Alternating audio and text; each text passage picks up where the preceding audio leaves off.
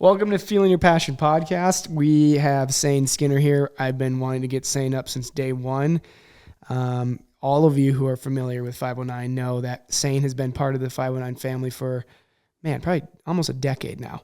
The fall of 2010, I still remember. Okay, over a decade. Over a decade. And has had a hell of an impressive career in the industry. Yeah. Sahen, stoked to finally have you here. We've had some good times together. We have had many good times. I'm going to already correct you with this mic. You got to be closer, buddy, so that I don't have to crank your volume. I know you want to give me more work in post-production, but please do not. I move around a lot when I talk, though, and I'm never someone to smash it. That's fine. Whatever. Yeah. Just be you. Sahen, I've been pretty bad about, we haven't actually tried. In our webisodes, we're really good at showing what you do for a career, right? We've done we did a pretty cool film segment in volume 15 on it, and then the last 2 years. And this year we did a really cool piece on in-depth of your guiding and teaching clinics and the new generation. But I want to know, baby Sahen.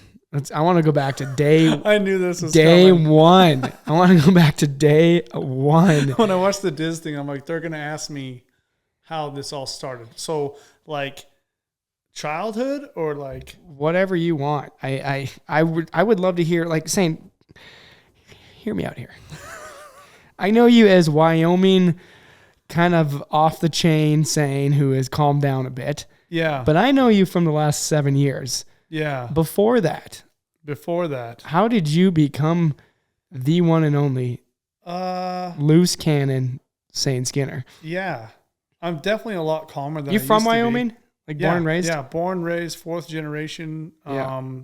My great-grandparents came over in wagons, full-on pioneers. I actually had a conversation with my dad about that the other day. It was interesting. Well, that was part of the conversation. Oregon Trail, that whole thing? Yeah. Really? Yeah. Well, the Lander part of the trail, right? The Lander cutoff that we ride all the time. Mm-hmm. They came in there. That's what that is. See, I'm interested in that now because I binge watched 1883. Yeah. And I've been Googling maps where everything goes. And I didn't realize a huge part of that trail goes right through your neck of the woods. Yeah, it goes right through Star Valley. Fourth generation Wyoming native. Obviously, okay, I left for 7 winters when I worked for Burandt. But, before then. So, my teenage years, I remember my older brother had gotten a VHS when that was cool, so forever ago, of Sled X5. And Classic. And I was already kind of transitioning into riding more snowmobiles than dirt bikes because I was finally getting big enough to actually be able to ride the snowmobile correctly for the most part, other than my dad just telling me to give it gas and lean. And I watched that. I still remember my parents were watching TV out in the living room, so I watched it in my parents' room, sitting there, and I watched it, and I was mind blown. Yeah. And I made the decision right then. I'm like, I want to ride snowmobiles. How old are you right at that age or that time?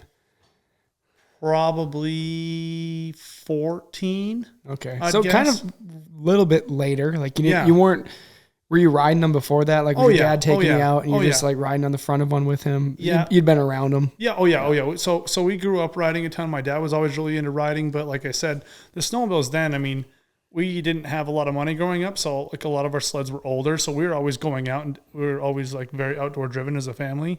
But we didn't have the latest, greatest stuff all the time. Right. My dad got a new sled, maybe every 3 or 4 years, and then it would kind of just pass down, and I was the youngest brother, so I kind of got the hand-me-downs or whatever. And I remember after I watched that, I wanted a Pro X 800 short track. Because that's what Quinlan was on, right? The black one with the chrome windshield. I remember it was just white CNA skis. I watched that video. Drug the freestyle ramp into the backcountry a billion times. Yeah, probably wore it out. So I was lucky when I was young because I already knew what I wanted to do. I didn't know how I was going to do it. It didn't make any sense to anyone because that wasn't a thing. No one rode snowmobiles for a living. So I don't know. I had it stuck in my head. Yeah. And I just kept watching it, and then DVDs started coming out, and ever since then I bought every Sled X movie, Two Stroke Cold Smoke. the whole list. Yeah. Right. It was easy to buy gifts for by saying snowmobile DVDs. Yep. He'll wear them out. Same. Yeah. Yep. So I still have them all too. Is a cool part. Yeah. I'm sure I have them somewhere in a box. Yeah. Yeah. So that was, younger. And then I ended up getting me an Edge X 800 short track, blue and yellow one. I bought used from a guy. My dad told me that's not going to go anywhere in the mountains. I didn't listen. And then rode it a couple of times. I'm like, oh my God, this thing goes nowhere. Yeah. So you put, I got that. And then my dad had bought an Arctic Cat M7 and he was smoking me. So I bought an M7. When I was 16, I had like a $500 truck and like an $8,000 sled. And priorities though. Yeah, absolutely. I was mobile. This is before cell phones. We didn't have cell phones. That makes me seem old to a lot of the people that probably listen to some of this stuff. Are. But yeah, you are. Yeah. I'm like the middle child of snowmobiling. I've decided because I know a lot of the guys that really paved the way, like Dan and Chris, and I've never got to meet Quinlan, but like Borch, absolutely love Borch. And a lot of these guys, I've met them, and I'm like, man, I've been watching you for years, because I kind of came into Sled X on the tail end of things. When I was 19, and then now here I am, and there's a whole other generation of riders younger than me, almost 10 years younger than me, like Caleb. I mean, Andy and Jay, they're like, what? Andy Thomas. Yeah, Andy Thomas. Yeah, they're probably like, what, 28-ish? Yeah, 27? somewhere around there. So, I mean, they're not too much younger than me, but I was really I'm kind of in the middle, like myself, Turcotte, even Corey Davis when he was really into it and stuff. Like, we're kind of like the middle child. So yeah, it's fun. It seems the guys that are in the industry all have a similar start. We're all obsessed with it or saw it and latched onto it. Yeah. Like, even though I'm not, you and I both picked career paths in the snowmobile industry. Yeah. They're different, right? But we're still in the same industry. But we still have a very similar story in how we got into it. Yeah. It seems those films, like with anything, a lot of the old moto freestyle guys saw Crusty Demons, whatever. Yeah, I had all the crusty ones too. Freaking loved them. We saw Sled Necks or whatever, two-stroke cold smoke, and we're like, this is awesome. And we're hooked on it. The one up you had on me was that you didn't have to drive 17 hours to see a mountain. Yeah, I was very lucky with where I grew up, man. I mean, we live in one of the meccas in the West for snow and riding, and I don't even know how many millions of public land of acres that we have to ride and stuff. So that's very, very cool. And I became like very obsessed, like in an unhealthy way, I would probably almost say, because I was like infatuated. I didn't care about girls. I didn't care about any of that stuff. All I cared about was I still cared about girls. I don't know. Okay, Sam. I did, but you know what I mean? Like I was so into it, and that's all I wanted to do. That's all I could think about. I was totally the kid, when you're driving down the highway, like that would be cool. That's a cool jump, this or that. I could see Quinlan hitting that, or it's so one track mind for so long, and still in a way am that way. But it just became an obsession, but I'll never forget that. I'll never forget that moment when dude, it was like I don't know how to say it, but like, it was like a shock to the brain. Like, holy shit, this is insane. Like, I want to be one of those guys. That is so cool. Like I just remember how it moved me so much in 45 minutes. Yeah. Yeah. And so that's like the early stages, and there's obviously a lot after that, but and those films still kind of hit me in that way. It's fun after meeting all these guys. Yeah. And you and I relationships with a ton of the guys that are in those original films, and then rewatching it. I love hearing like backstories. I'll talk to Dan a lot. Yeah. Oh yeah. And Dan gave me I can't remember if it's 7 where he flips. His only flip he's ever done. Dan Adams. And I remember asking him, after a couple years of knowing him, just feeling comfortable BSing with him. Yeah. Like the story of that day. Yeah. And I mean, this wasn't too long ago. 2007. No, I mean, for me, 6-7 years ago that I finally talked to him about this. Yeah. And I'd known him for a couple of years, and I still, when he told me that story, was like inner child fanboy. Oh yeah. I'm hearing the backstory on something I watched hundreds of times in my living room in northern Minnesota from the guy who did it. Like, I'm hearing the whole day, where they started, where they built the jump, who was there, like Courtney Hungerford was with, all these other people. And it's just so cool to hear those stories from things you've watched countless times. Oh yeah. So many times. It's, dude, even when I was with Dan last weekend, we were at an event together, and still I'm like, I look at him, I'm like, holy shit, that's Dan Adams. Like it's still like the shock value is still there for me. And we've been on trips to Russia. We've been riding all over the place. We're great friends. We only live, 30 miles apart. Yeah. But still, I still have that inner child with him because he was like the OG, him and the Free Brothers and Cameron Elliott, the boys that actually started Slednex and like that whole movement. Like he's still larger than life to me. I mean, I'm a foot taller than Dan, but but when I look at him, I'm like, oh my God, that's Dan Adams. Was Dan in your area? Did he grow up there too? He grew up in Jackson. Okay, but he was relatively close. So. Yeah. So you were watching these, knowing that this was going on in your backyard. Yeah, and I actually met Dan through Jason Blair. Yep. We would go up to Blair Man's house when UFC first came out, and we'd always watch those. And at Blair Man's house up in Jackson, when they both still lived in Jackson, I remember Dan and Irina stopped by, and Dan had given me a poster, and I kind of felt dumb because I was like at this essentially party, like a UFC party, and we're just hanging out, and I was trying not to fanboy, but I couldn't help it. Yeah. And he ended up giving me a poster. It was a Slednex one, a vertical one. I still remember it. On his blue 600. Yeah. Him dropping a cliff. It's crazy that you remember all those little moments. But yeah, man, that's when I first met Dan. Was actually through a mutual friend, which is we still have a mutual friend today, and Blair Man works for Dan. Yeah. So it's kind of funny. World, huh? Yeah, it's crazy. Yeah. I just kind of try to keep on.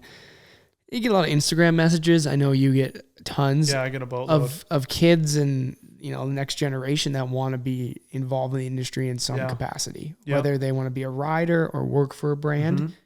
And I don't know what it is. I don't know if it was a pre-social media era, but there's kind of this, don't get me wrong, I'm not putting everybody in the same bucket here, but there's this real lack of like follow through. Yeah. And I get messages of just people like, how do I do what you're doing? Yeah, they don't. And I'm like, I respect the question. I understand. They're just wondering some kind of ground rules, but. Yeah, I probably would have said the same thing if I was like when I first saw that Slednex video, and if so, the social media was around at that point, I probably would do the same thing. I would message Dan and Chris and Quinlan. 100%. I would probably message every single one of them. Yeah. So it's just interesting because everybody who's in the industry currently has been doing it for quite a while. Yeah. And I'm just so curious what the next generation's going to look like. Mm-hmm. Who the next Caleb's going to be, who the next filmers are, who the next Phil Weibar, all these Todd Williams, these iconic video guys. There's just this kind of weird separation in generations that are so influenced by social. Mm-hmm. And there's a handful out there that are going in the right direction. Yeah. But I feel like if you don't hold their hand, a lot of them are just going to veer off or lose interest or something. Yeah. Because it's just an interesting time to be paying attention to what's going on in the industry. Oh, for sure. It's kind of, I would say, in a little bit of a weird spot because of the guys that have been doing it for a long time that really paved the way. I mean, none of us are getting any younger. They've been at it for a really long time, and they're the biggest names in the industry. But I mean, the industry, it's really grown a lot in, say, like the last 10 or 12 years, and it's still relatively new. So we're still figuring things out as we go. Like there's no set thing. It's not like the moto world where it's been around. I mean, the moto world probably, like the freestyle stuff started maybe 10 years before the snowmobile stuff did, but the moto racing scene has been so big for so long. So there's almost like a blueprint you can follow or talk to someone that's done it before, things like that. With a lot of this stuff, I mean, I was lucky to get in with Chris when I was young, but I would have had no idea. Yeah. I want to hit on that. That was kind of my next question there was being obsessed with the films, infatuated by it. Yeah. That's what I want to do. How'd you keep that, feeding that hunger and that motivation to get involved and end up at Burant's, for example, being relatively small town, middle of nowhere, Wyoming. Yeah. Yeah. Especially and finding a way to chase and continue that dream. What was how did you and Chris even meet? I should know this. Yeah. So, what's funny is because it's, I would say it's relatively easy to get a hold of people these days because of cell phones and social media and stuff. Back then, we didn't have any of that. We had phones. I got my first phone out of high school, which is funny, and it was a brick. Yeah. We didn't text. It was a pain in the butt to text. So, I I had met Chris a couple times in Jackson Hill Climbs when I was racing Rimshaw a little bit. That's right. He raced also, huh? Yep, he raced. He'd only raced Jackson, so I had met him a little bit. And a funny story I'll tell you in a minute, but at a freestyle show a couple of years before I started working for Chris, he won that show right after he won X Games, so 2007. I started working for Chris the fall of 2008, and he had some red Scott goggles, and he signed them, and he threw them in the crowd after he won that show too, after his big win at X Games, the very first freestyle snowmobile competition in 2007. And he threw them, and I caught him. Really? So this is really funny. You're going to like this. And so the next year, it would have been the winter of 2007, 2008. My dad bought me like a graduation trip to go ride with Chris. Okay. And I was racing Rimshaw at the time, and I was kind of working with Skidoo a little bit through Renegade Sports. And I was supposed to go race in Bear Lake, which is a pretty popular race. And I skipped the race, and I went and rode with Chris. And I got there, and I had pretty decent skills, because I was really pushing hard and stuff. And when I had seen him start doing like the downhill turns and stuff like that in Sled X7, no one was doing that. Yeah. So that really started like opening up my mind to like what's possible on mountain sleds. Because before that, a lot of guys were riding short tracks. Chris started riding like the really high powered mod, long tracks, which was like 144s then for a lot of them. And I went and rode with Chris. I think it was a 3-day trip, and the snow was pretty deep. We actually got in a little slide together. And I had the exact bonding experience. Yeah. It was funny. My mom still has a photo in her office at my dad's place of he and I the very first day that we rode together, and we're wearing the exact same gear. Dude, I was such like the biggest fanboy. Like I had the exact same gears, and we only had different hats. He had a black Monster hat. I think I had like a gray Fly one on or something. But anyways, we rode for 3 days. And then I left. I think I slept on the way down from the truck every day. Chris and I were digging people out the whole time. Yeah. And he had actually kind of hit on me working for him when I was there. And I didn't really think a whole lot of it. I'm like, oh, yeah, it's not going to happen. You know what I mean? So you were a fairly decent rider at this time. Yeah. I mean, definitely not to the caliber that I would become. But I could get around. I could side hill. I could do all that stuff. This is before the hop over stuff, I was totally comfortable dropping down off drifts, like above trees with him. That's actually where we got in the slide. We didn't have backpacks on. That's before anyone wore backpacks and stuff. So what happened is I finished out the race season, did okay. Just really wasn't my thing. I wasn't really liking it that much. Just sitting around and riding for 5 minutes all weekend, wasn't really my thing. But I remember I called Sandy, Chris's wife, and I said, hey, this is Sahen, because she's the one that picked me up at the airport at the time when they did the shuttle. And I called Sandy and I says, hey, this is Sahen Skinner. And she's like, yeah, I remember you. And I was looking for Chris, and I was still wondering if, that potential job offer was on the table. And she's like, well, he's at the store right now, when he gets home, I'll have him call you. I think he was at the grocery store or something. So he calls me. This is like 9:00 at night. I was a teenager, so I was not really respecting people's time.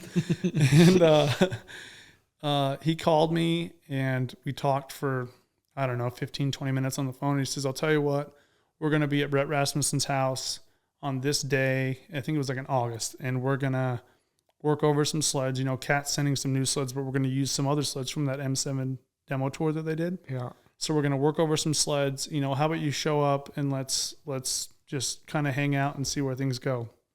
So I showed up at Rasmussen's house. Well, actually, I think it was his dad's farm. And we worked on sleds there for a couple of days and stayed at Rasmussen's house and just kind of hung out and decided that I was going to start working for him. So this is crazy. I remember like it was yesterday. I remember driving down there. I bought a road map, a road atlas for the kids that have probably no idea what that is. Paper. A book on paper. And I opened it up and I got a highlighter and I highlighted this route to Kremlin, Colorado. I showed it to my dad and he's like, yeah, looks good, whatever, So, I had a cell phone. Yeah. But I remember I had a 1/2-ton Chevy. I went and bought an Arctic Cat, went and paid full price for a Boondocker Turbo like everyone else, and drove to Colorado. I had $700 in my pocket and a gear bag and some clothes. It's funny is the story, the part of the story that's coming up, I tell it all the time to my guys, but I get there and it's like, I don't know. I think I left super early because I didn't know how long it was going to take me.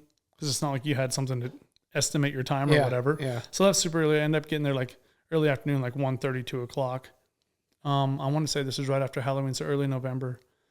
And Chris jumps in my truck because he's like, hey, we'll go to town. Like, let's go ride, dude. We got 3 or 4 hours of time. Let's go ride. He jumps in my truck, and those goggles that he had thrown a few years previous that I had caught that he had signed were hanging from the rearview mirror of my truck. And he's like, oh, cool. Who signed these? And he picks them up, and it's him. No way. And he's like, that's kind of awkward. And I was like, I feel so small right now. You know what I mean? Full circle. Yeah. Full circle. Yeah. So I tell that one quite a bit, but we went and rode, and he said, hey, is there anything that you need to work on before we start doing tours? Like, is there anything that you struggle with a little bit? And I'm like, well, I can side hill on my right-hand side, but if I have the option, I'm going to go to my left-hand side. And he's like, oh, okay, cool. He didn't say a whole lot about it. And there wasn't much snow. There's maybe like 2 feet, so there's still a lot of logs and stuff sticking everywhere. And I will never forget this. I wore a hoodie because back then I was wearing a hoodie underneath my coat. And this is kind of before tech vests were really popular. I mean, some of the guys were wearing them. A lot of them weren't. And we went and did a 17-mile right-handed side hill around this mountain. Trial by fire. Oh my God, I was dying, but I was like so pumped. One-on-one with Chris Burandt. It was like, it was so surreal. It didn't even seem, it wasn't real life, you know? Yeah. So I did everything I could to keep up. I mean, he totally ran me into the ground, but I made it. And I still to this day, I've never hopped so many logs in one day, I don't think, in my life, but it was cool, man. It was cool. But since that day, I've never had an issue side hilling on the right hand side. I bet 17 miles will do it. 17 miles. I thought I was going to die. Yeah. It's so cool hearing something like that. And then fast forward 10, 15 years. Yeah. And now you have people coming to you with the same mentality you did when you went to Chris. Yeah, it's crazy. That are stoked to see you, that are stoked to ride with you. They're stoked to get in the truck and go to the trailhead with you and just BS. Dude, it's pretty cool. It's like, it's full circle because I can still remember those very, very moments with Chris and all these guys. I remember the very first time I met Paul Thacker and all this stuff, you know, because these guys are rolling into Chris's house, especially right before X Games, and we start setting up ramps and we're doing this, we're doing that. And I'm just like stoked to be a part of it. And they love me because I'm like, I'll do anything. You know what I mean? I remember like washing Thacker's truck and he gave me some goggles. Like Thacker's like, dude, here's some goggles. He probably had like 30 pair with him. You know, he didn't care. But I was just pumped to be like a part of that scene, something that I had really looked up to and really admired for, 4 or 5 or 6 years up until that point. And it was cool, man. It was like I was living my dream already. I was lucky. Want to talk about full circle? Mm-hmm. Remember you and I meeting? I remember at X Games. Same scenario. Isn't that wild? Yeah. Like, didn't I meet you on the bus? Yeah. Before that too? No, that's when I first met you. I remember meeting you at the bus stop. Yeah. I was all nervous. X Games. Yeah. It was like 2013, 14? Probably. Somewhere. 2012 maybe. Yeah. 10 years ago or so. Yeah. And I'm standing in line and doing exactly what you were talking about. Mm-hmm. I'm like, I think that's Sahen Skinner. And it was. You were like FXR'd out at the time. I think you had a Maverick gas station beanie on. When did I switch to FXR? I'm pretty sure maybe it was Sled Next. I was probably still Sled Next at that time. Anyways, it was obviously you. Yeah. Because you still had your little goatee stat, that going on. Before I had a beard. Yeah. Yeah. And I'm like, I think that's Sahen Skinner. And I'm with my girlfriend at the time, like high school girlfriend. I think you were with a girl. Yeah. Yeah. I think I was in high school. Yeah. And I didn't want to say anything to you. I was so nervous. And I'm like, hey, Sahen. I would have been like 22. Hey, Sahen. You're like, what's up, man? And that was the thing I remember is that you gave me the time of day. And hearing back at it, knowing X Games and that's your time off, I'm pretty sure you were drunk. I probably was. And you still 22, so I'm sure I was definitely inebriated. And you still gave me the time of day though. And I think you and I didn't put that together until years after. It was a while later. I remember meeting you. I remember when you came here and you shot the 509 premiere when Clark was leaving and you kind of came in and you were just feeling and kind of getting a feel for it. 14 or something. Yeah, and I'm like, I remember his face. Yeah. Yeah. Yeah. I remembered meeting you too. Yeah. Actually, I think I kind of forgot a little bit about it, but it was the same thing. And there's kind of a theme to that is just, staying humble. Yeah, right? for sure. And for sure. wherever you go, I tell people all the time, if they want to go somewhere and learn how to ride and have a really great experience and not feel pressured, you are so easy to talk to, and you put on such a good clinic, and it's just casual, right? It feels natural. I don't ever feel like, I've been with you and shadowed a lot of your clinics over the years. Yeah. And you've always, flip of a switch can cater to any riding, like level of riding. Yeah. And every person that leaves there is like, we're coming back. When can we book again? Yeah. And our return rate's pretty that's insane. a testament to how you came up and, you witnessed everything firsthand. And well, that, and I remember being that person, just like you were with me or whatever. And looking back at my riding level and how it's changed and where I started and all these things, if someone's struggling to sidle or get on edge or whatever it is, I was, at one point at that same riding level. And I think that's what a lot of maybe people don't understand if they're taking their wives out of their girlfriends or they're a guide or whatever. Like, it's not about me, it's about them. And so if I want the sport to grow in a positive way, I need to influence them in a positive way. I mean, I already know I can take these guys out and probably run them into the ground and get them stuck 1,000 times, but they're not going to have any fun and they're not going to learn anything. So, I mean, if I get someone that's cocky, I'm like, cool, dude, let's go kick it. Like, it doesn't bother me at all, but I really want to genuinely make sure that they learn something and that they have fun. If they get stuck 30 times a day, they're not having fun. Right. So that's, and I'm always trying to put myself in their shoes. So say I went to Alaska on a fishing trip or whatever, like, what would I be willing to pay to go on this trip? And 2, what would I want my guide to be like? Yeah. So I really try to keep myself grounded with that. And with me moving back home, that's really helped ground me as well, because I'm around a lot of people that I've been around. And yeah, I'm Sahen Skinner the snowmobiler, but to them, I'm just Sahen Skinner, and I'm a local dude, and I've been there forever. You know what I mean? So it's been really nice to have just that, because you go to heydays and stuff, and it is really, really cool to have people look at you and they think you're larger than life. But we're still people. We still got problems. We still got mortgages. We're like everyone else. We're just a little bit more. Maybe I don't want to say more blessed, because that doesn't make any sense. But we're a little bit more lucky because we get to wear a helmet a little bit more than the next guy, and I try to push that through Lars's brain too. Like, hey man, just because we wear a helmet more than everyone else doesn't make us any better or any worse than anyone else. So just, keep that on the down low, Sorry. Had an alarm there. Hold on. Yeah. So you spend 7-8 years at Burandt? 7 years at Burandt. 7 years at Burandt. Learn a lot, I bet. Oh, you see every walks of life going through there, huh? Yeah, I mean, working at Burandt, man, it definitely helped me set a foundation for pretty much a lot of the stuff that I do today.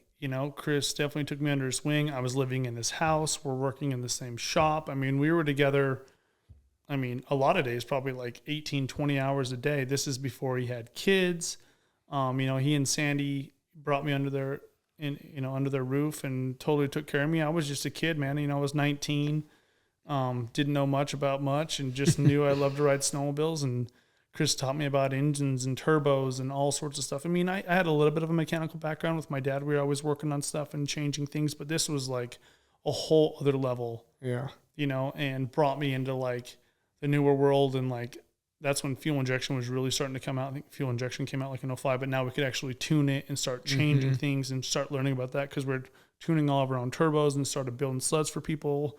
How to I don't like the word sponsor, but like how to get sponsors and how that works, and like more so how to retain those sponsors. Yeah, exactly. And so and really pounding into my head like, hey man, you can be the best rider in the world, but if you're a jerk, that doesn't do us any good. Yeah. So like being a good person off the hill and treating others with respect. So there's a lot of things that I learned there, especially in like I would say that delicate age, where people are just out of high school and they're trying to figure out who they are and they're going to college or whatever. Right. I spent a lot of my time there. So I'm not going to parties. I'm not around a bunch of my young friends. I'm around people that are 10, 12 years older than me and starting that daily grind, you know? Yeah. Yeah. I've talked to Chris about your time there and then it's just funny. And just so many small world scenarios, not necessarily even small world, just the paths that people that really, really want to get into the industry as a rider or somebody, whatever capacity, like Ross ends up, another one of our longtime 509 athletes, ends up essentially doing what you were doing at Burandt. Yeah. Yeah. Which is kind of he kind of was the next generation. There's a bit of a gap there between you and Ross. Yeah. And it's just cool to see that there's kind of the elite few that have the drive and the initiative to really push and move forward with this dream. For sure. Yeah. And it goes recognized clearly because now, 509 has you and Ross. Yeah. Because you guys took the time to go, the Burandt thing. I don't want to say like, okay, so Burandt has a co-guy, we're going to get him eventually, right? That wasn't really the mold. It just happened to play out that way. But you guys ended up working for the biggest name in the industry and showed that you were hungry. Yep. And then other people took note on that, and all of a sudden you slowly became a name. Yeah. And there's a lot of people that just won't attack that as aggressively. You want to hear like a funny, and I'm sure Burandt has noticed this, but you want to hear like a funny thing. I noticed this after he hired Kyle. So my father has owned his own business for quite a while. Now he has multiple. Ross's dad has his own business. Kyle's dad has his own business. So I think with us growing up around that business background and seeing our dads be on that daily grind and continuing to work and to progress and to keep moving, and my dad pounded it in my head a long time ago. If you're not moving forward, you're moving backwards. And I think Chris probably saw a pattern with that, with me being the first one. I was there the very second year of his business. So when he first started, he was still on Cat. We were on Cat for a year and then we switched to Polaris. But I think he probably seen us being so used to around that daily grind and working all the time and just being used to that. He's probably like, oh my God, but I seen that pattern after a little bit. I'm like, oh, that's interesting. It is. Huh. I got the same background too. Yeah, exactly. Dang. Exactly. So maybe we just cracked the code. Yeah. Getting yelled at when we were little kids holding a flashlight. Listen to your dad. Yeah, listen to your dad. You'll become a snowmobiler. 99% of the time they're right, but it's crazy. What we do is a very unconventional way to make money and to make a living. So it also requires a very unconventional way of thinking, because most people, your brain's not really designed to take a lot of risks. It's designed to keep you safe. So yeah, we are at the end of the day. I tell my poor mother this, bless her heart. Yeah. It's like, your son's an adrenaline junkie. Yeah. And I know you'll never understand that. Yeah. And it's hard to describe it to somebody that lives a pretty modest life, and just goes to the grocery store and goes for their walks or pedals a bike around. But which is totally cool, more power to them, but everyone's different. And, it's funny is I've been around, I haven't been around a long time, but I've been around long enough to, like, when I'm talking to guys about riding or kids or whatever, like, oh, I want to be a rider or whatever. And they show me some stuff, and I can usually tell pretty easily if they got it or if they don't.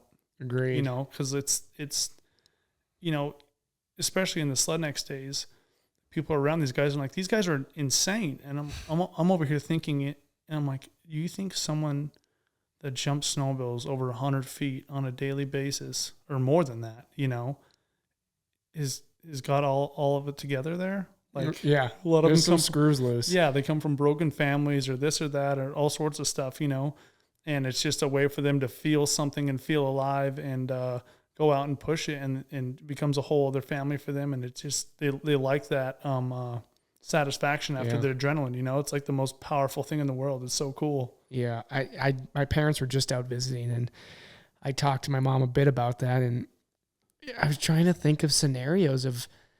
It's weird to think to me of not getting an adrenaline rush almost weekly.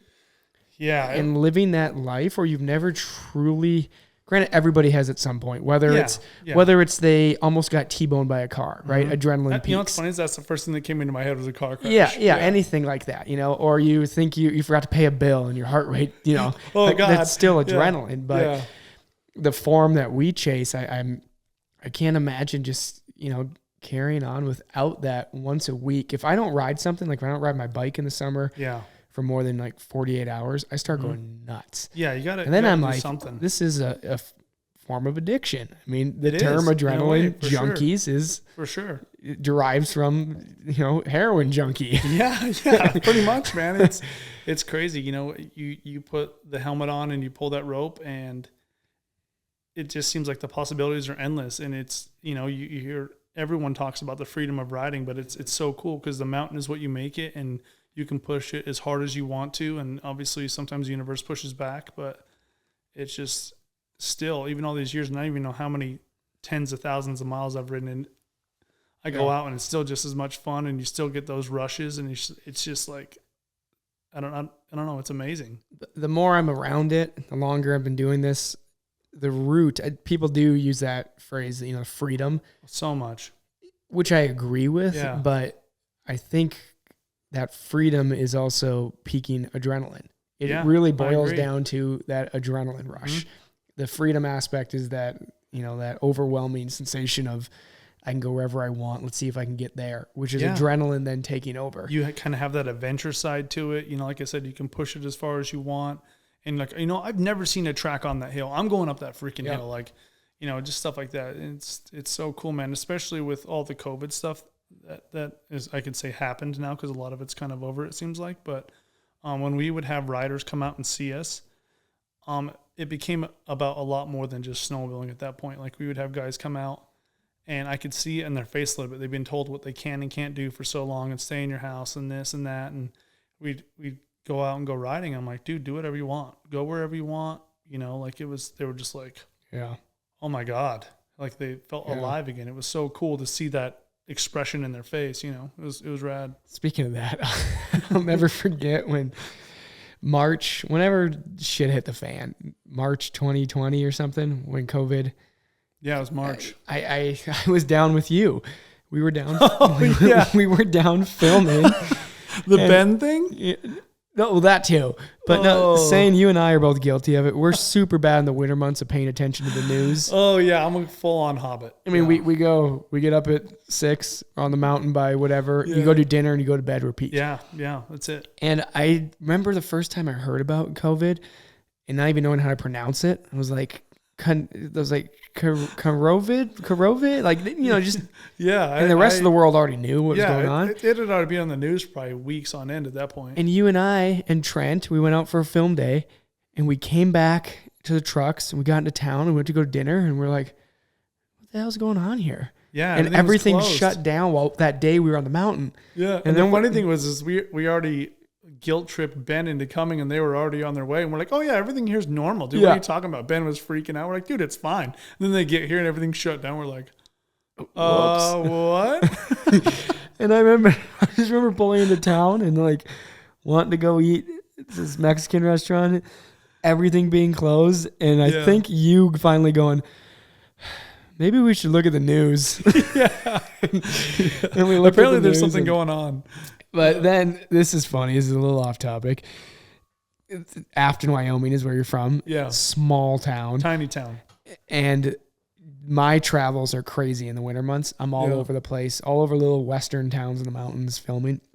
And I remember the last place I ate was Agave, the Mexican joint in downtown Afton. Yeah. Before COVID. I was back down there the following May for filming something. And, everything just opened, and the first place I ate. So this little town in Wyoming, pre-COVID, the last place I had a sit-down meal at was Agave, and the first place I had my sit-down meal at after everything opened was the same restaurant. Dude, that is crazy. Like, what are the odds of that? Yeah, they shut our restaurants down for probably like 3 months. Mm-hmm. I mean, it seemed like forever for us, but for a lot of places, obviously way longer than that. And they opened them back up within a couple weeks for takeout, but you couldn't dine in. And I remember I had a group out of Michigan, and it wasn't this last season, but the season before. So like the full-on winter of COVID, that following winter, we had a group, and they just let us come and sit down again. I don't know, a couple months before winter, but it was crazy. We had a group, and they're like, dude, do you think we can go out and eat tonight? And I'm like, yeah, dude, no big deal at all. And they're like, really? We haven't been out to eat anywhere in like 16 months or something like that. I'm all... What? Yeah, welcome to Wyoming. Yeah, welcome to Wyoming. We're 40 years behind everyone else all the time. Yeah, it was interesting. So like I said, it became about a lot more than snowmobiling, just being out there and having I don't want to say freedom, but having the freedom to do whatever you want Mm-hmm. and just go out and kick it and have fun. You know? Right. Well, you keep referencing that. We kind of skipped a timeline there. I'm brushing up on my Sahen Skinner knowledge. I got a decent amount of it just from spending so much time with you. The timeline is long. I know. That's why I'm enjoying this. Yeah. So you do Burandt's for 7 years. 7 years. And then you keep referencing, I had guys in or clients in. So then you move back home to Afton and kind of grassroots start your own your own clinic up, which is what you're doing up to present day. Yeah. So I moved home and I've been home for about a month, and Dan, I had been talking to Dan. Sorry. I've been talking to Dan. I keep moving. You're good. And he said, hey, we're going to go ride an Axis with a turbo on it, which we weren't supposed to do, but apparently Jared had one. And he's like, is there any snow out south? I'm like, I mean, I haven't been out there in a while, but I'm sure there is. You know, we can drive up to it or whatever. And so myself and Dan and Jared Sessions, we go out and we ride this Axis turbo, you know, a yellow tag or whatever, and that we weren't supposed to have, but whatever. An old prototype. Oops. And what's done is done. What's done is done. We went and rode it. It ripped. It was really fun.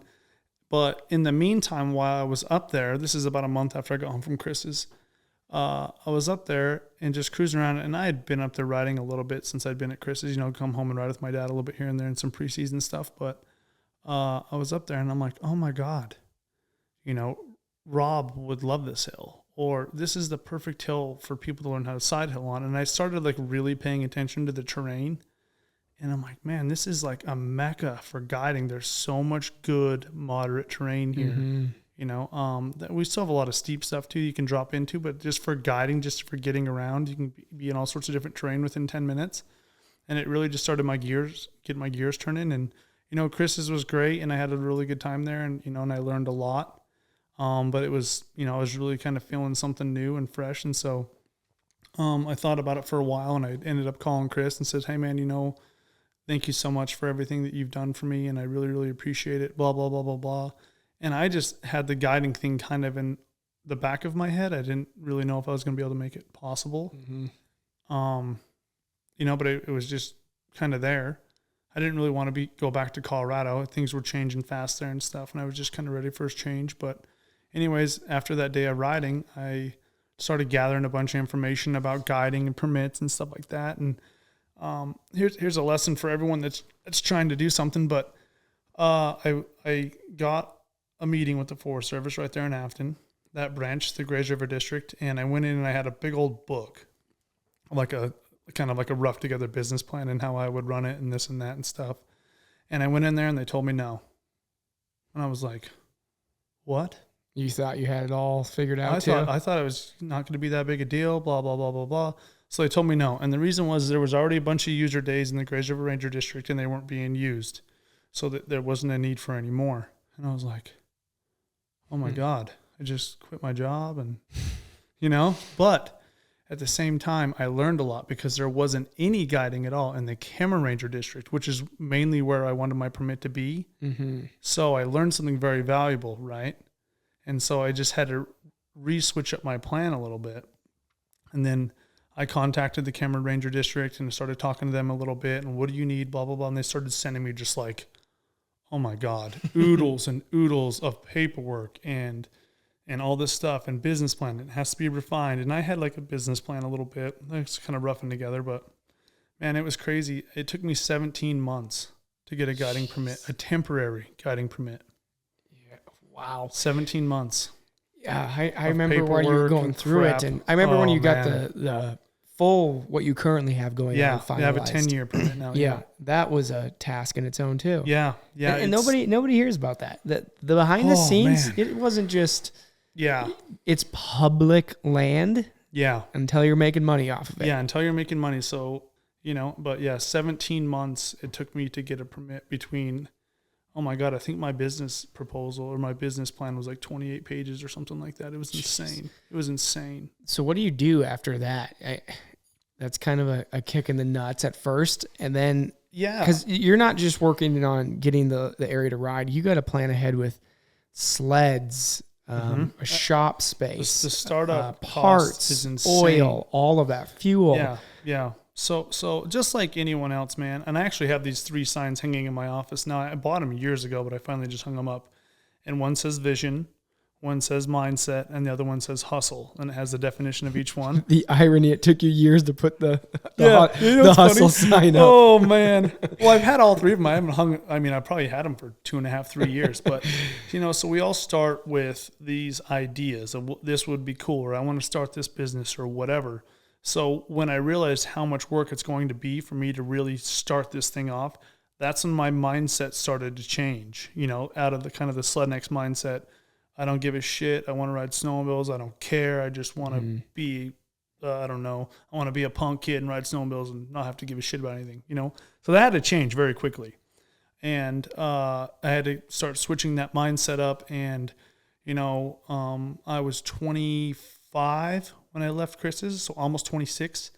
So I was, instead of like whatever, going to house parties or going to the bar, or going to all these events and, doing stuff with my friends, I started working, all my free time. So at that time I was working full time for my dad. But after that 40-hour week, I would go home and I would write stuff down and I would make phone calls and I would start brainstorming and trying to figure this out, because there's a lot of moving parts, like you said. So I had already had a deal with Polaris, and then I had to approach Polaris in a way different way versus just trying to get a couple sleds. I mean, they were helping me with it, like a loaner unit at the time, and then I was buying another one. So 2 snowmobiles and 10 or 12 snowmobiles are 2 very, very different things. So it took me a while to kind of get that situated with sleds with Polaris. And Julie Benton was there at the time, and, she really helped me out. Without Polaris, even to this day, especially to this day, I mean, that's my jugular, man. If it wasn't for Polaris, we wouldn't be here. We might be here, but it'd be a lot smaller scale. So with sleds, and then I started renting my dad's little shop from him, and got a lift and all sorts of stuff. And I borrowed money from my dad. I borrowed money from Rob, which now. The most scared I've ever been in my entire life. I'll never forget this number, $17,420. I borrowed from Rob. And Rob used to be a bill collector for the Hells Angels. You better pay it back. You better pay it back, or he's going to, you're not going to have a good day. But since then, Rob's become an insanely good family friend. He comes out and rides all the time. He showed up to my parents' house and made them dinner. So it's cool. I had met Rob at Chris's riding a little bit. And he was another voice in my head besides my dad and a couple other people, like really pushing me to do my own thing. Rob was. So it was kind of funny how all that played out. And I'll never forget this. After I got that situated with the shop and trying to get some parts and trying to get oil and all this stuff going, that December rolled around. And I have payments to make, My very first day guiding, another number I will never forget. It's just crazy. I don't think I've ever told you this. I had $342 to my name. $342. What year was this? First year? The fall of 2016, so not that long ago. Wow. I spent everything. I had razors, I had my Blazer, I had my Harley, I had all that stuff. I sold everything. Wow. Everything. I was scared out of my mind. Yeah, you put it all on the line. Everything. Is this better work or we're going bankrupt? You know what's crazy, dude, is like you hear these stories about, there's a lot of people out there that have way, way, way bigger businesses than me, but I listen to these podcasts and stuff and like about guys sleeping on their couches and this and that, and they lost their house and all this stuff. I'm looking back now, it seems kind of crazy, but at the time, it's whatever I had to do to get started up. And I was very motivated because I had a couple ex-sponsors that really, we're not going to get into that, and I won't say who it was, but they really kind of pissed me off. And so I was really trying hard to like prove a point, so I was doing whatever I had to do. Fuel the fire. Oh yeah. I already had a little fire going, and they just dumped 20 gallons of diesel on that thing, man. I was motivated, and so, and there's a lot of little moving pieces in there too, but that's kind of the gist of it. So my very first day guiding, I had $342 to my name. I spend more money than that right now in one day on gas. Yeah. Yeah. I was using credit cards for the first little bit because I still had to fill the sleds up. I still had to buy oil. I had to buy belts, all this stuff because I had 10 sleds, a lot of which I bought, which I had loaned money for from multiple different places. You're just making me more and more proud of you throughout this. Yeah. So it was crazy. I already respected you, but now I'm like saying it's going up on the level of my favorite people. So yeah, it was nuts to like be essentially insanely broke. My dad kept teasing me. He's like, dude, you're like asset rich and cash broke. Like you have no money, but you have all of the stuff. Right. So now all the pieces are there to the puzzle. All the pieces are there to the puzzle now, but you can have the nicest snowmobiles on the planet. You can have all these cool things. You could have 25 feet of powder. It doesn't mean the phone's going to ring. Mm-hmm. You know? So I'm not a very religious person. I'm not. A lot of people are. Some people aren't, whatever. But that December, I remember it was December 10th, was that day I had $342, okay? I took out Dean and Rich, which still ride with me to this day. I've ridden with them every single year since I started. I met them at Chris's, and they ride with me every year. They're my very first group every year. I still get them. They're coming out twice this next year. Yeah, a chiropractor and an electrician.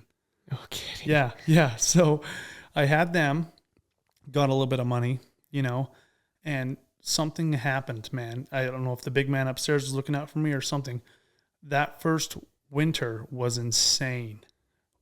I don't know what it was, but we just started getting snow and getting snow and getting snow. And dude, it didn't stop for like a month, but it didn't seem like anywhere else was really getting snow. Right. So my phone started to ring a little bit, and it started to ring a little bit. I mean, I had some things on the schedule, but not nearly enough to pay for what I had, you know? So it was pretty nuts, man. So that was December 16, winter 17 then? December 2016. I still have the photo on my phone from the very first day guiding. I'm just trying to see what I was doing around that when we overlapped that winter. Yeah. Okay, yeah, I remember this season now. December 2016, we started just getting pounded on. Yep. It was nuts. Here you are. I got a photo of you February 7th. That was your first year on the 509 outerwear team. That was the same year we launched outerwear. There was a lot going on in the industry that year. We were taking a gamble. You were taking a gamble. Not only that, but when I started my business, I had switched up my gear sponsor. I had left Boondocker, which was an insane amount of controversy. We don't have to get into that. I had a gigantic target on my back, but I didn't care. And I knew that I can't do the same thing as everyone else if I want to have my own piece of the pie here. Like, I got to go in a different direction. Mm-hmm. It's not the easy direction, but I got to go in a different direction. You know, Climate offered me a pretty big deal that year too, and I didn't take it. And it was bigger than my 509 deal, but I didn't take it because I knew if I was doing the same thing, I'm not going to go anywhere. Right? So it's like I can go over here and have a 50th of the piece of the pie, or I can go over here and start making my own pie. Right. And now, as 509 has grown and I've grown, we've grown together and we have a lot stronger relationship and bond. And that's really cool for me. You know, same thing with BM Fab when I didn't have skins anymore and a couple of things like that. So we were all kind of growing together and learning together. And here we are. I mean, that was 6 years ago, almost 7 years ago. Yeah. And it's so cool. And it is insane how much has changed since then. It's insane. I'm humbled and stoked to have been along for the ride. I've been down with you every single season since that started. Yeah. I've seen the original shop. I've seen the improvements on the original shop. Yeah. And then I've seen you move into your new place. Yeah. And then that expand, and then your fleet expand, and your trailers, everything. Everything's growing, man. We've got more trailers. I bought part of that building, which has been cool.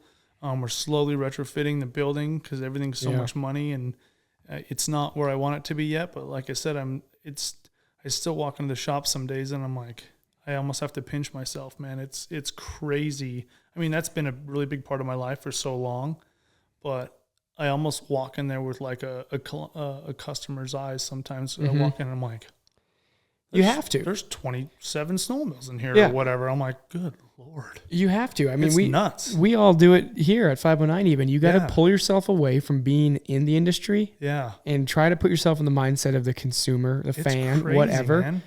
And that keeps your head on straight, first of all. Yeah. Yeah. But I think doing that also sparks new ideas. For sure. Because we can get so desensitized to things. Absolutely. To 220 horsepower race gas burning sleds of every part you've ever seen on it. Been riding them forever. But a lot of people have never even been on one or maybe even seen one. Yeah, and if you step back from that every now and then and go, okay, hey, I'm not Sahen Skinner. I don't work for 509 and whatever. Yeah. And then look at things, Yeah. It puts you in check. And then I feel whenever I do that, a new idea might blossom. Like, oh, sure. I've been looking at this wrong for the last year. For sure. Yeah. Like walk into the shop like I've never seen it before. Mm-hmm.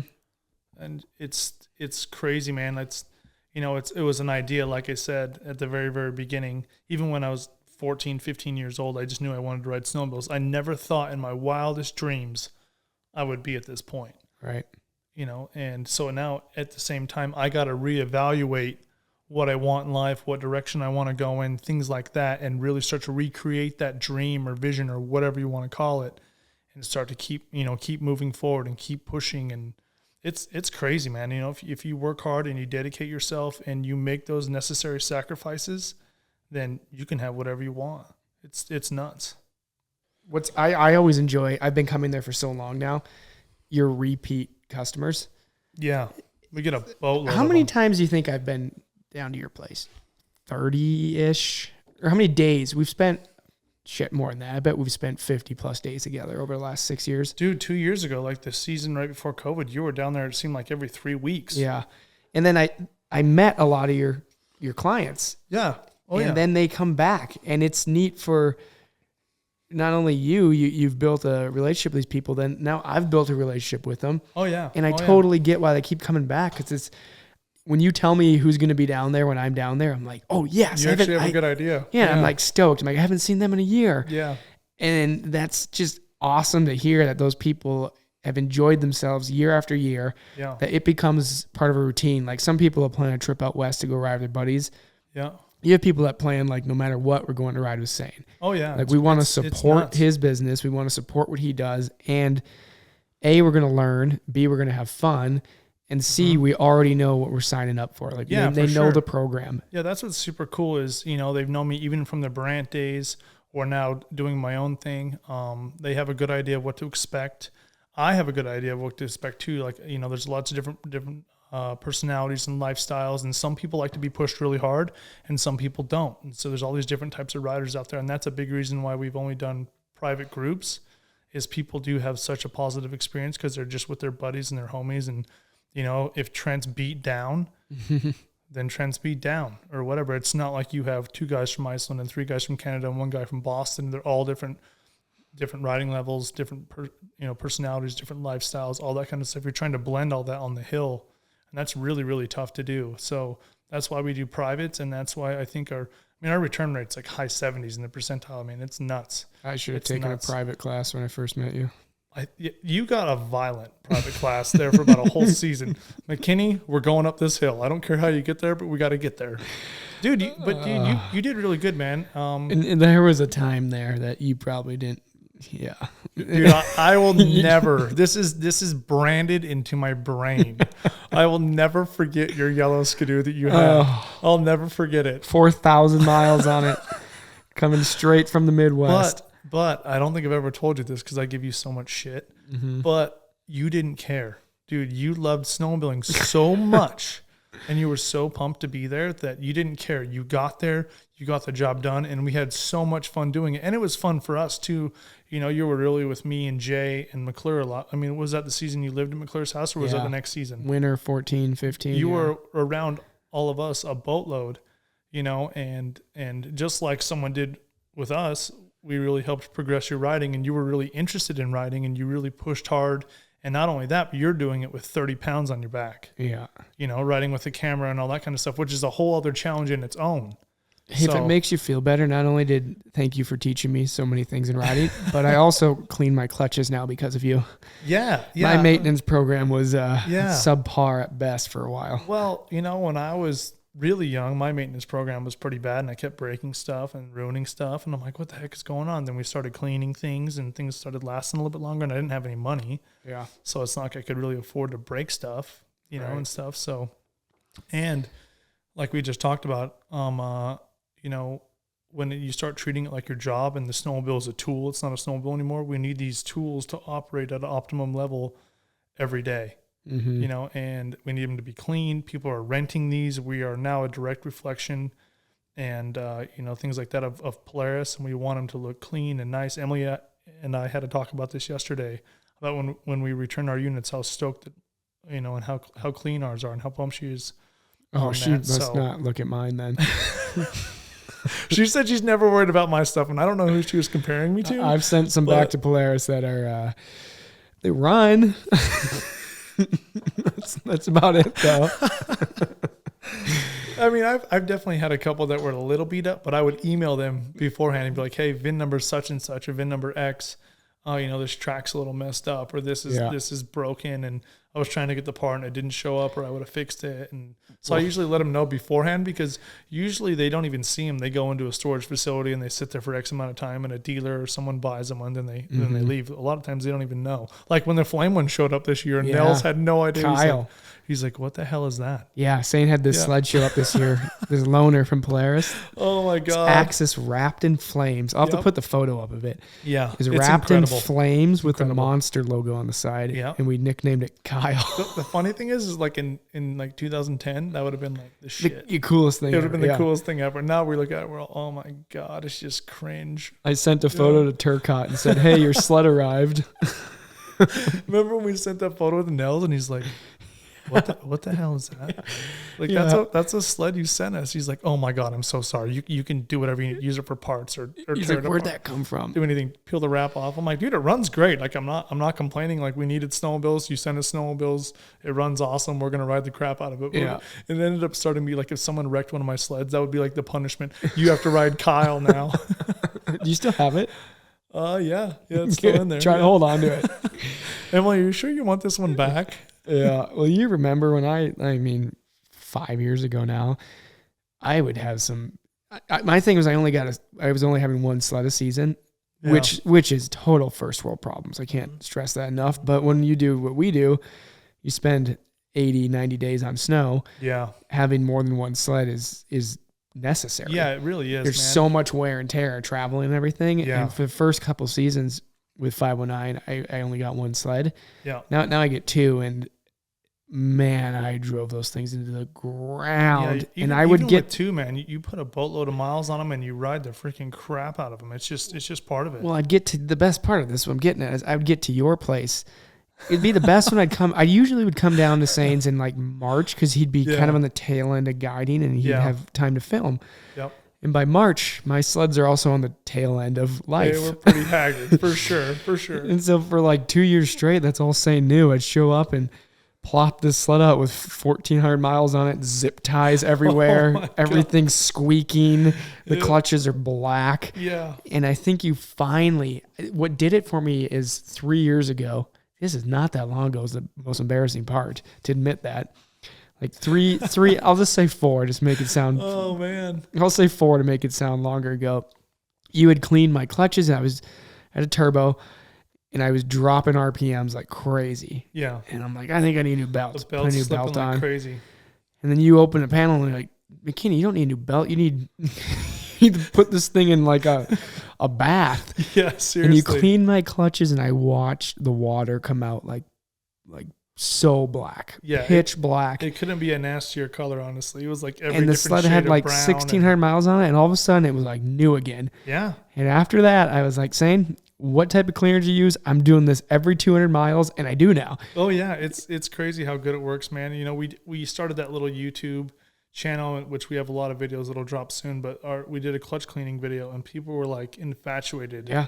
They were just like blown away. And there's all these things like people are like, oh, I heard you're not supposed to do this, or you're not supposed to do that, or whatever. And I'm like, well, this is what we do, and it's been working for us for a long time, and it continues to work, so I'm going to continue to do it. And what really set it in my brain is scrubbing the belts too. And scrubbing the belts was something that I had heard about, and my buddy Spud, he always scrubbed his belts, and I kind of gave him crap for it. And then he's like, well, dude, if you don't scrub your belt and you clean your clutches, then all the crap on the belt just goes right back on the clutches. And I'm like, oh yeah, that makes sense.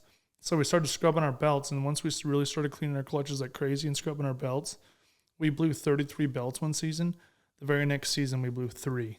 33? $6,600 in belts. I was just going to do the math on that. Well, roundabout, because they're like $189 a piece, so I just rounded up. Wow, so the extra 10 minutes to clean your clutches saved you a lot of money. Like $6,000. Yeah. Yeah. Who would have thought? So clean your clutches. Yeah, no kidding. Clean your whole sled, but yeah. Yeah, I wouldn't go that far. I'll never forget Justin Silver. We went to Heydays and I was taking a sled down there and I had ridden it all season. I think it was that blue one, that 17, that very first one I built, Checkmate. And it was really clean. I show up and he pulls his out of the trailer and they're just haggard and they're beat to shit and they're super dirty. I'm like, bro, we're at a show. He's all, did you even ride that thing? I'm like, yeah, but it's really expensive. I try and keep it clean. I'm like, dude, we're at a show. Like, people are here to look at your product, and it's just got crap all over it. He didn't even care, and he sold a bunch of turbos, and it was all good. But it was crazy. And my comeback would have been, it looks tested. We put the hours in. Yeah, we actually wrote it. Yeah. Just leave it trashed. I mean, mine had scratches and stuff in, but it was really clean. Yeah. How many sleds do you think you've totaled? Totaled? Is there one that was like obliterated? In one season, I totaled 2 of them. Back at Burant's, or? Yeah. It was 20. I think it was 2012. So I had a sled in SLP stage 4 that I had hit a jump on. We didn't have a lot of snow, and I didn't really care. And I hit this jump, and it was only like 40 feet, and I landed on a rock and just bent that thing into a horseshoe. Oh, my God. Just bent it like crazy. I mean, it was actually rideable on the way up, but it was bent so bad. So that one was essentially totaled, but I bought a bulkhead and a tunnel from Polaris and switched everything over. And then that was also the year that everyone remembers when I ate shit in the bottom of Jackson, that some of these guys just absolutely love to remind me about. But in my defense, they just switched the gate and I was following the track. Bottom is the key word. Like literally like gate 3, which was awesome. But I also made it to the top on the next run, and then I wrecked at the top. So at least I wrecked at the top. But. Did you like... I just forget how these buttons here. Oh, man. But that season, right after we left Jackson, I went back to Chris's. We did tours for like another week or so, and we ran out of snow. And I was actually filming with George Marsh with Schooled. And so we went south down to Durango, Colorado, and it was like really, really big, like stuff kind of like what I was used to from home. And I don't know where we are. I don't know where we're going. I've never been there before. And I was leading, and I asked George, I'm like, hey, can we go down this hill? I mean, granted, it's springtime. It's like middle of April, and some of these faces melt out pretty quickly, especially where the cliffs are. He's like, oh, yeah, you're good. No problem. So I start going off this face, and it's just rock hard. And I'm sliding, and I come down to a cliff, and the cliff's not like vertical. The cliff's like jagged.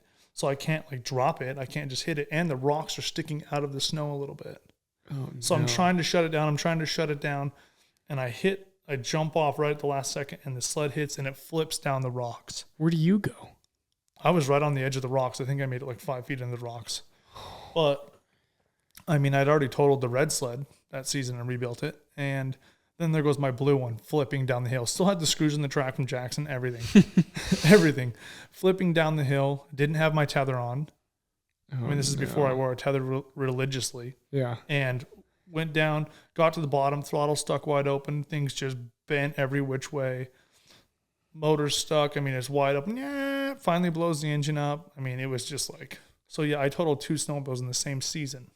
I think I've had some of the most... Ones that weren't given to me, guys, like ones that I had purchased. These are mine, yeah. Ones that actually were technically totaled on your insurance. Yeah. I think I've had some of the... We were talking about adrenaline. My biggest adrenaline rushes have been from pure panic moments. Yeah. Not the ones... I've had some good ones of doing something really cool, making it somewhere I've never been. But those scenarios where your brain's going a million miles an hour on what do I know to save this, to make this, it's going to be bad, but how do I make it, as minimal of damage or my body as possible? Yeah. And the brain going a million miles an hour, then, I've had where you don't quite save it. And then you do save it, and you're hearing your heart beating in your head, everything, and you are like peak adrenaline. All like senses are all it's senses crazy. Are firing in all cylinders, and you are just in the zone. Nuts. Yeah, Burandt actually had a sled on top of him wide open, and every time he moved, it had screws in it from after Jackson, and it would get a little bit closer to him, and it actually blew up while it was on top of him. The engine blew up, and it was still on top of him. Yeah. Gosh. Yeah. Yeah, that's one of those you just take a day off and scary. Go sit in the hot tub and, just little personal time. Oh yeah. Oh yeah, man. We've all had a lot of close calls. It's crazy.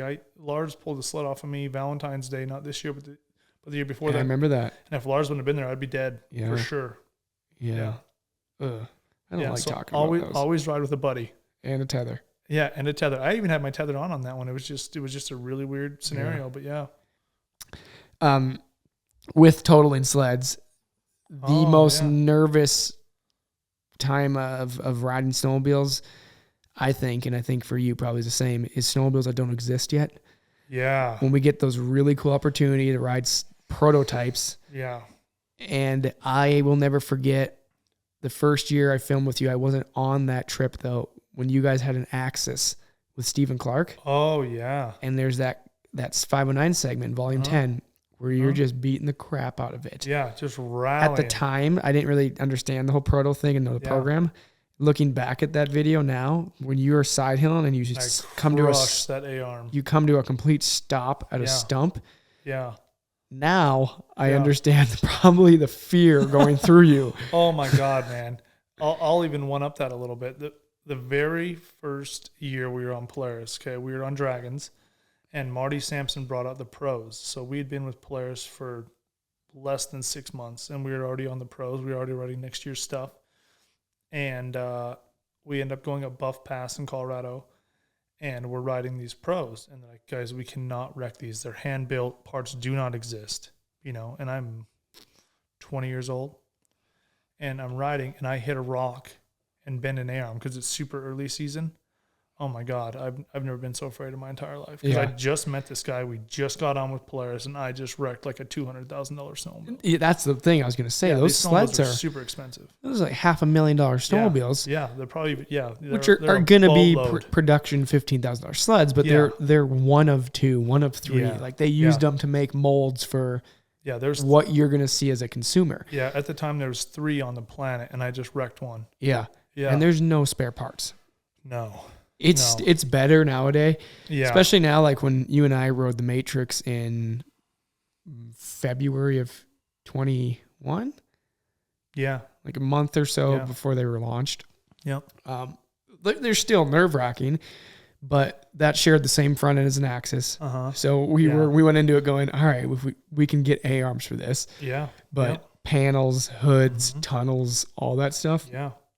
You're at the mercy of your own skill set. Yeah. I had a time, remember, I'll step back real quick. Remember the year before that when we had the purple and white one with the 275 and I just destroyed my body on that tree? Oh, yeah.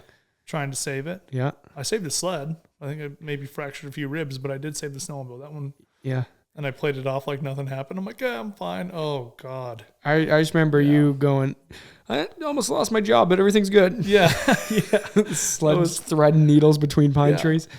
So when the Pro came out, I wrecked that one, but the Axis came out and I was doing demo tours up on Togedy for dealers. Like we'd take them out and ride for a couple hours and they have the bras on them. And I remember Marty Sampson, same guy. He was the leader of the RMK team. I think he's retired now. I believe he retired this spring, but great dude. He was a head engineer, wasn't he? Head engineer of the RMK team, yeah. And of snow, I believe, actually, out of the whole thing. But he's like, hey, I want you to go like really test this thing and tell me what you think it needs. And so it has the bra on it, and we're kind of in between. For those who don't know, when we get these prototypes, we have like if you've probably all seen prototype cars. Yeah. They got these crazy colors on them and just to confuse the eye. Yeah. And same thing with sleds. They have these bra, for lack of it, but I think that's it's like a flag that's kind of like sewn together, kind of like in a triangle. It's like a half cover for a sled, and they're rigged up over the hood. So so you can't see if somebody happens to see you, you can't quite see it. But so I'm side hilling on my left hand side, and I go into an elevator, and I'm going down this hill, and the bra comes off, and the bra is now on my head. I can't see a damn thing, and I'm elevatoring down this hill at a high rate of speed, go over this log, land. I don't know where I am. I'm trying to, and I stop. I don't know if I'm on flat ground. I don't know where I am. I don't know if I'm on like a little shelf on the mountain or anything. And I pull the bra off my head, and I'm like, oh my God. I shit you not, like 30 feet away, there's Marty. He would have understood that I was time. right on the verge of just smashing another one. At least he saw what happened. Yeah, the bra was on my head. I couldn't see anything. I was just fully committed in a nasty elevator. Black tarp over you. Flying down this hill, Yeah, it's it's a privilege to be able to ride them. For sure. And it's so fun, but there's sometimes when I gain a little insights, of what's coming out and have an opportunity to ride them, where I'm like, do I really want to go ride them? Because I'm like, this is a lot of responsibility. It's definitely an elevated day. Like your senses are definitely heightened, and you need to go out and you need to push it and put out something cool and have fun with it. But at the same time, like, this is not an option to wreck this thing or to destroy it. Like, a scratch is one thing, but these are also the same units they're taking to shows and they're taking to Jackson and units they're going to take around and show dealers and all that kind of stuff. We're sharing the same units, so we can't just, obliterate one. I remember the day we rode the Boost.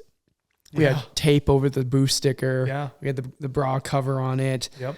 And I rode we had two Matrixes a month and a half before they were out. I think it was end of January or first week of February. And I rode my Axis out front to be like the guide sled to make sure that and we had radios, and if anybody was coming, you guys could bail into the woods. Yeah, defense. We go the whole day, don't see a soul. Perfect day. We're coming down the trail. Yeah.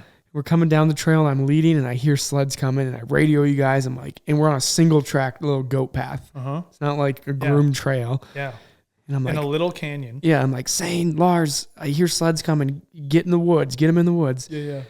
And I'm like, God, there's like nowhere to go. It's like a creek on one side of you and then a few trees. Yeah. I'm like, this is going to be bad. It's going to be bad. And around the corner come Andy Thomas and Keith Curtis. Yeah. Oh, yeah. Who know all about the sleds. Oh, yeah. And let's have this sigh of relief. I'm like, what are the odds? The two people we run into are Polaris top tier athletes. Oh, yeah. That have ridden them already. Yeah. And I was just like, oh, thank What are the chances? Yeah, it's crazy. And then I'm like, oh, it's just Andy and Keith. And they were like, oh, you guys are riding them finally. I was like, oh, shut up. They'd already been on them, Yeah. It's nuts. And they were wondering like why we had them and they didn't. It was pretty cool. Yeah. I remember another time Dry Creek. I think you were there. We were on prototypes. It might have been the same day. I don't really remember. And we ran into a crew up in the trees. I think it was the same day. And they ended up being some of my guys on my snowmobiles. Oh, yeah. Yeah. It was. Benny and his friends. And remember, had rented some of your sleds. Yeah. Yeah. They had that blue turbo. Yeah. Yeah. I remember one of them went like within 15 feet of me and didn't even see me. Yeah. He came ripping around a tree, and I was sitting next to a tree, kind of like hiding in the branches. Went right freaking next to me. Right next to me. Didn't even see me. Yeah, had no idea it was there. It did that again this year. I went back to Minnesota with Seaboys, and I rode the 23s in February or something. And that was almost more stressful because Minnesota's like the snowmobile capital of the world. Yeah, they're everywhere. People are everywhere. And we were like riding them across a lake lined with homes, primarily summer homes, so most people weren't there. Yeah. Well, you're out in the open. Yeah, exactly. And we're on this lime green, that new Assault Boost. Oh, yeah. So it's bright. It's just it's like flashy. A glow stick out there flying around. Yeah, exactly. Yeah. And we're going across the lake to get to this kind of county road that's closed in the winter because it drifts over and it's just not maintained. So we ride them there, but the whole time my head's on a swivel.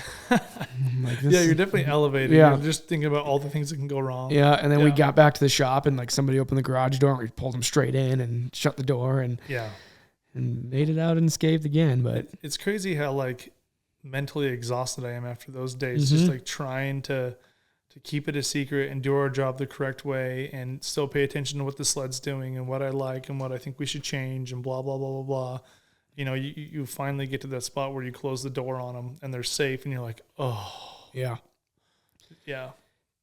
14-year-old you watching VHSs, did you ever think one day I'm going to be riding a $500,000, one of two snowmobiles in the world and having an OEM listen to my concerns or wants or needs no, not at all. Then produce it for a kid just like you to go out and buy it, but have a have a say in how it turns out. It's so crazy, like full circle. And that's something really, really cool to say about Polaris is they really do listen to the riders. They know we're out there all the time. And they definitely have test engineers that ride really well. And I know a lot of them that are really, really good guys, but they know that we're out there all the time. Who knows how many miles that we're logging, and they really respect our opinion. They take it to heart. It's really cool, and I think that's why our sleds have progressed so much in the last 10 years is, they listen to us, and they start to make changes. And, once you're on a snowmobile, you do anything as much as we do it, you can definitely feel things that are different when you start spending, copious amounts of time on a snowmobile. Yeah. I'm at a point where if my handlebars are off a 1/4 inch, oh yeah, like if they're not perfectly in line with the post, yeah, and I'm talking like when I look at to adjust it, like an 1/8 to a 1/4 inch feels like a totally different snowmobile. It does, man. It's crazy. I'll jump on, say, like Dan's sled, and Dan narrows his bars quite a bit compared to like what I ride, and it's like that's what he really likes, and that's fine. But it's just crazy how different it feels altogether. I remember reading an article a long time ago, and it was about Ryan Villopoto's race bike, and how they move his pegs up like 2 millimeters and then back like 4 millimeters on his frame. And I'm like, what?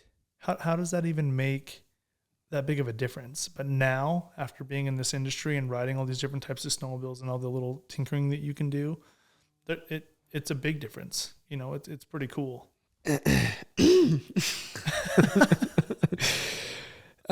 Everything you've done with sleds and your wisdom and knowledge, every little bit of feel you have through the running boards, handlebars is noted by the manufacturer, which is cool. They're aware that you know what you're talking about. Yep. And then that now in the last 5 years since we launched like outerwear has come into play with 509. For sure. It's been super cool and rewarding for not only you, but even myself when I'm able to give our design team feedback. You send me a photo, whatever. Yeah. And then it goes to production after you guys wear a prototype and you see something you mentioned has been altered. Yeah, absolutely. That you single-handedly were like, hey, I need to drive this one home, but this is not working. Here's why. Yeah. And then you order your gear in the fall, you get the production one, and you're like, sick. Yeah, absolutely. I had a say in this. Yeah, so like I said, I don't really like the word sponsor. I like the word partnership because I want a company or a business or an individual to be 100% stoked on me if we're working together. So that's why I like the word partnership, because I want 509 or Polaris or BM Fab or whoever it is to get just as much out of me as I get out of them. So I like to think of it as a partnership and working together for the end consumer. So when they do, spend their hard-earned money on a snowmobile or a jacket or a helmet or whatever it may be, they're getting the best quality stuff that they possibly can. And like I said, we're constantly learning, we're constantly changing stuff, we're constantly trying to make things better, but it also takes time, right? So like whenever we order gear, how long does it take to get here, or how long does it take to really make a change between all the little hoops it has to jump through? Probably at least a year. Oh yeah. It's not like you just snap your fingers and it changes. So we got to know this stuff in a certain timeline and try to make things better. And like I said, at one point, I was also that person like, holy crap, that jacket's $400 or $700 or whatever. I hope it's really good, because it's not like they gotta wear it or anything. And so that's where like even my business comes into play. One more step from the riding is people get to come out and they get to ride the turbos, or they get to ride that new 850 or the new Matrix or stuff like that. I let people borrow my gear a lot. Hey, I've never wore a monosuit. Well, here's mine. Try it out. See if you even like it before you go spend, $500-$600 on of your hard-earned money. So it's cool to be involved, and I really, really cherish that partnership because, like I said, I was also that person that was buying that product, and I want to get something good, because there's a lot of like flakes out there, for people, and it's kind of hard to tell the difference, especially on the internet, because you're just looking at a picture. Yeah. So it's cool to be a big part of that. You were one of the originals when 2007 winter to 17, so 16, 17, when you were starting your business too. Yeah. You got a lot in the line. Not only were you starting a business, you were doing a whole new head to toe gear manufacturer with us. Everything, yeah. And then we were rolling the dice also with being year one ever attempting outerwear.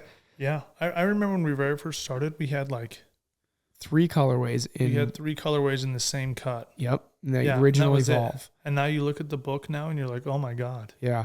And you've sent me, if I went through our texts, you've sent me countless photos over the years. Yeah. That I then go into our group message at the office here and send to the design team. Yeah. And I should send you even more, but that's just when I think of it.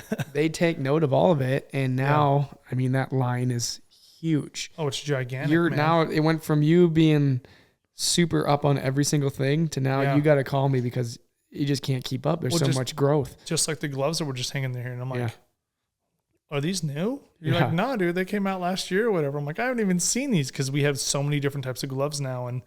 And I have the ones that I really like, but it doesn't mean that I won't like another pair better. So that's another thing when people come and ride, why are you wearing these goggles or why are you wearing this helmet? Like, I'm not going to wear stuff that does not perform well because, we ride when it's -20, we ride when it's raining, we ride in blizzards, we ride when it's nice. So having good gear makes all the difference in the world when you're on the hill. Mm-hmm. So that's really cool. And like you said, the envelope of 509 and the gear has grown so much. I don't even know about some of the stuff we built.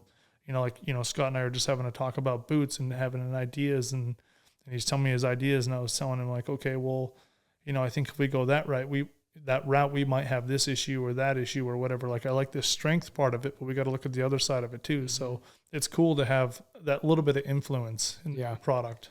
I love having that relationship with our team. It's just, it feels, not only do you feel more appreciated. Yeah, for sure. But we genuinely do appreciate you because you have, 10 plus years on everybody here and 1,000 plus more days on snow than everybody here. And it's pretty crazy. It's no matter what you think, you can't deny the fact that to an extent what you're talking about. Yeah. I mean, I definitely don't know everything by any means. I mean, I'm constantly learning, and even with my riding is always adapting and changing and stuff like that. But, you learn stuff, and it's usually from mistakes. It's not from doing stuff right. It's learning from mistakes, especially with sled setup and stuff like that. But, changing the way I wear my goggles or the way that I breathe or the glove that I wear or how I do my boots up and stuff like that. All of that stuff changes, and it becomes a very, very particular, setup that I like. But it's cool to be a part of it. And it's just like, I forgot what I was going to say, but like you said, you feel more appreciated. And it's not just like, hey, Sahen, here's your gear. Yeah. It's you're really a part of 509, which is very cool. That's the reason we have guys like yourself for over a decade now. Yeah. Is that we want to keep you guys involved. Yeah. And continue to evolve the brand, the gear, everything, the image that goes along with the gear. It's more than just the gear. There's also an image that goes along with the brand. Yeah. And having like-minded people, athletes that are associated with the brand. That just is a package deal that you can't craft that.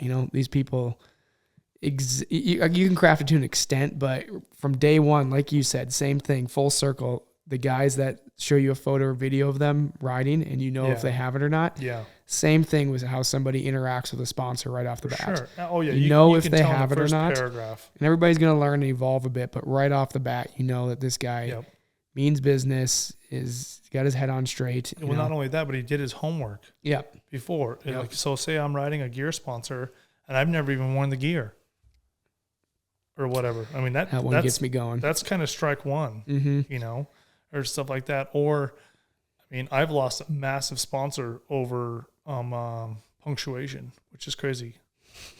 Punctuation. I missed a semicolon in in my business plan. A semicolon. Most people probably don't even know what that is. If people pay attention to that, dude, I would be working at McDonald's. Oh my gosh. I was like, what? I have horrible punctuation. Yeah, it was crazy. So like really trying to keep myself in check with my riding, with the way I hold myself, all that stuff, that all resonates with, like I said, I don't like the word sponsors, but sponsors, all that stuff kind of comes into place. So if you're ever going to approach someone, even if you have a 9-to-5 job and you're really trying to strive for a promotion, like how you hold yourself and doing more than what is asked and all that kind of stuff. I mean, that goes a really long way. Mm-hmm. Even with my guy, Lars, he does a really, really good job, but I try to give him a high standard to live up to. Yeah. Versus being like, I just expect this. Yeah. You never want to oversell yourself. Yeah. Because somebody's going to see through that in the first 30 days, whatever Easy. It may be. Yeah. The second you oversell yourself and you can't live up to that, you're digging your own grave. Yeah, you are. Yeah. You are. Yep. You got to be honest about what you're capable of and be honest when you make mistakes and and be willing to learn, man. A lot of people aren't, or they point fingers at this or that, and be accountable for your actions and just do better. Yep. Well, Sahen, we just went an hour and a half. Feels like it's been 10 minutes. I know. You and I do this a lot. We do phone calls like this. Yeah, we do phone calls like this. We got to get back on that. Yeah, and it's usually not even about snowmobiling at work or anything. No. We're just talking about, like, where'd you get this recipe? Yeah. Can you share your Pinterest board with me? Well, yeah, exactly. SS Freeride. It's just SahenSkinner.com or SSFreeride.com? Yeah, SahenSkinner.com. I need to get Hannah to revamp it. I know you do. You've been slacking on that. I know. I'm sorry. That's my fault. Do you have any bookings available still? Or are you pretty slammed for this upcoming season? We're pretty slammed. I still have a couple of other ones that I need to get on the schedule, and then I'll kind of go from there. Like, we're switching it up just a little bit. We're not going to quite do as many as we have, say, in the years past, because we got to really up our media game, which is also part of our contracts that I have not really been fulfilling. And like I said, I want to hold myself accountable for that, and I got to allot some time for that as well. So, I mean, we definitely have a few dates available in March and stuff like that, and depending on when the snow comes, maybe in December. I mean, there's a couple here and there. But we have a pretty packed schedule already, which I'm very thankful for, you know? Yeah. Well, either way, if it's next year, 2 years down the road, if you're interested in any of the stuff we just rambled about, hit Sahen up. I mean, if you want to give him a phone call, he might just chat with you for an hour for no reason to. You never know, man. If I'm not that busy or I ain't got a lot of stuff going on, I'm a social butterfly, man. But I know you're not starved for business and it's tough to get in, but if you guys can find the time or an opening in Sahen's schedule, it's well worth it. 5 stars. I think I might. Are you on Yelp yet? Can I give you a review? I'm sure there's one on there. There's like a Google review thing, I think, on our page. Oh, okay, I got to do that. I'm going to go give you a 5-star review because you've earned it. Oh, thanks, man. If you ever get the time, well worth it going down to Afton. You got access to beautiful terrain, awesome snow, awesome sleds, great lodging. The guides are okay, but the rest of the stuff's fantastic. Yeah. Sahen and Lars are kind of a pain in the ass, but it's part of the deal. No matter what, you get them, you're stuck with them. But we're going to give you a lot of shit. That's just who we are. Yeah. And if we're not giving you a lot of shit, then we probably don't like you that much. I tell everybody that. The second I quit giving you a hard time, that's when you should be concerned. Yeah. I mean, we do it in a constructive and fun way, but we definitely give people a lot of shit. Yeah, you got it. Keeps them. Well, we want to make it a fun experience. It's not like not a boot camp. We're there to ride snowmobiles and have fun and learn something. Yeah. And, maybe clown on you a little more than we should. Yeah, maybe a little more than we should. But yeah, people have a boatload of fun, and we definitely all have our own demographics of types of people. Myself, Dan, Chris, Matt, all of us. And it's cool. I have a demographic that's just really, really fun and social butterflies, and they're eager to learn, and I'm pumped, man. It's good to have those people. Well, I appreciate you coming on. Every single guy that has been on has just proven their dedication. They've all either drove up or flown up for 24 hours to HQ here to record a podcast. So thank you, Sahen, for coming up. I know summer is kind of your time to relax, so pulling you away for a 24-hour plane here, plane there is awesome. And no problem, man. We'll get you on again. I think I'm going to make this setup portable this winter, and I'd love to do one in your shop so that we can revisit it and people can actually kind of, see the shop. Yeah, for sure. In the meantime, if you really want to see the shop, shameless plug, our YouTube channel, 509 Films. We just did a really cool episode last March, just this past March. I think it was in March, yeah. With it seems like a lifetime ago. I know. Because we filmed it throughout the whole winter. Yeah. And there's an awesome tour of Sahen's shop there and a kind of an in-depth look on what you do, and then plus some good free riding. So check that out. And then any closing words from you, Sahen? Thank you guys for bringing me up here, man. I really like doing this kind of stuff. It's really fun, and giving people more of an in-depth look of like who we are, not just, I would say, what we are. Yeah, we're snowmobilers, but like more who we are as people. I think that's really cool, and I love doing this kind of stuff, and I'm stoked to be a part of it. Mm-hmm. Well said. Well, thanks, guys. If you're watching on YouTube, subscribe, Spotify, Apple, give us a review. I would love some more reviews. We love hearing from you guys because we're continuously learning on this platform as well. But we'll see you next time, and who knows who our next guest is, but who knows? It's probably not going to be you. Sorry. Probably not, yeah.